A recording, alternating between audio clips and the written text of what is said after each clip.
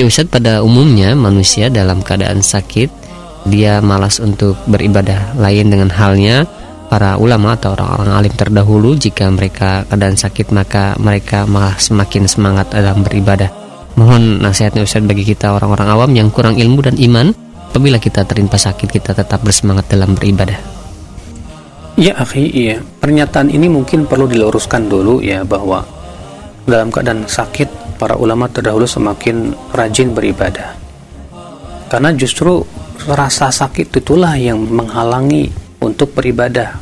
Sehingga karena ibadah itu kan beban dan butuh kesehatan, maka Allah ya memberikan rukhsah bagi mereka yang berpuasa kalau sakit untuk tidak berpuasa. Nah, kita tidak pernah mendengar ada ulama yang ketika sakit semakin rajin puasa misalnya. Ya bagaimana badan kita tidak mempunyai kemampuan dan kekuatan. Namun disinilah yang telah dibahas oleh Ibnu Qayyim, bahwa perintah-perintah butuh bantuan, dan nawazil, perkara-perkara yang menerpa kehidupan berupa musibah, bencana dan yang lainnya butuh kepada kasih sayang. Kata Ibnu Qayyim, maka orang yang menyempurnakan perintah maka dia akan mendapatkan kasih sayang dalam nawazil. Maka disinilah yang diinginkan Ibnu Qayyim, bahwa ketika seseorang ditimpa sakit, musibah yang mencegah dia dari beribadah kepada Allah, maka dia pun tetap hatinya dipenuhi dengan tawakal kepada Allah, dipenuhi dengan ya mengharapkan keridhaan Allah, dipenuhi dengan taslim yang sempurna, menyerahkan dirinya sempurna kepada Allah ya, dan dia pun dipenuhi dengan kesabaran yang indah, itu kesabaran yang tidak ada padanya keluh kesah. Oleh karena itulah ikhwatul Islam azani Allah, ya ketika seseorang ditimpa musibah, penyakit, terkadang kita menjadi berat untuk sholat. Rasulullah SAW ya suatu malam beliau mau sholat ternyata berat karena beliau sedang sakit, maka beliau pun tidak sholat malam di malam itu. Kemudian di waktu duhanya beliau mendapatkan badannya terasa ringan, beliau pun menggantikan mengqadha sholat yang tadi malam menjadi di waktu duha. Itu bisa terjadi karena memang rasa sakit itu terkadang mencegah kita dari berbuat amalan ibadah.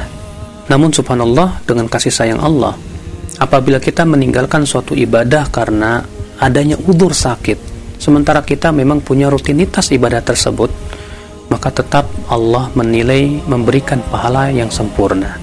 Sebagaimana Rasulullah SAW sabda, "Idza maridal 'abdu aw safara," apabila seorang hamba sakit atau bersafar, ya kataballahu lahu ma kana muqiman sahiha, Allah tetap menulis buat dia nilai ibadahnya seperti dia sehat dan tidak safar. Ya, subhanallah. Demikian pula Rasulullah sabda, "Inna bil madinati la rijalan ma sirtum masiran wa la qata'tum wadiyan illa syarakukum fil ajr habasahumul udhur."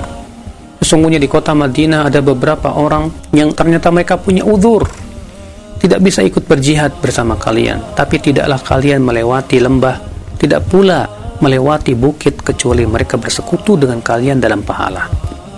Kenapa? Mereka ya masalahnya ada udhur syar'i. Itulah kasih sayang Allah ya, ya. Kalau kita punya kebiasaan sholat tahajud, kita punya kebiasaan amalan saleh, kemudian kita sakit, otomatis ketika sakit berat kita untuk mengamalkan amalan tersebut, maka Allah memberikan udhur, tapi tetap nilai pahalanya sempurna kita dapatkan.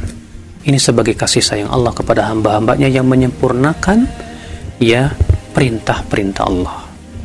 Ya, ketika seseorang melanggengkan perintah Allah, ya orang yang senantiasa menjaga sholat 5 waktunya, kemudian ketika dia bersafar, mau tidak mau, capek, ya berat dan yang lainnya, akhirnya dia mengqashar sholat, maka nilainya, pahalanya sama dengan dia seperti tidak mengqashar. Ya ketika dia waktu sehatnya dia sholatnya selalu berdiri, dan memang itulah yang diperintahkan. Ketika dia sakit, dia berat untuk berdiri, maka tetap nilainya sama dengan berdiri, walaupun pada asalnya sholat sambil duduk itu setengah pahala daripada orang yang sambil berdiri. Itu sebagai kasih sayang Allah subhanahu wa ta'ala ya kepada orang-orang yang memang punya udhur, orang yang sakit, orang yang diberikan oleh Allah ya musibah dan cobaan yang akhirnya membuat dia, menjadikan dia ya sulit untuk melakukan ibadah yang ia selama ini lakukan. Namun yang dikhawatirkan adalah ketika seseorang ditimpa musibah, dia malah suudzon kepada Allah. Itu yang kita tidak inginkan ya. Dia berkeluh kesah, kemudian dia menyalahkan Allah, dia pun tidak sabar. Ini akibat daripada kita kurang di dalam merealisasikan ya perintah-perintah Allah dalam kehidupan kita, ya wallahu a'lam. Nah.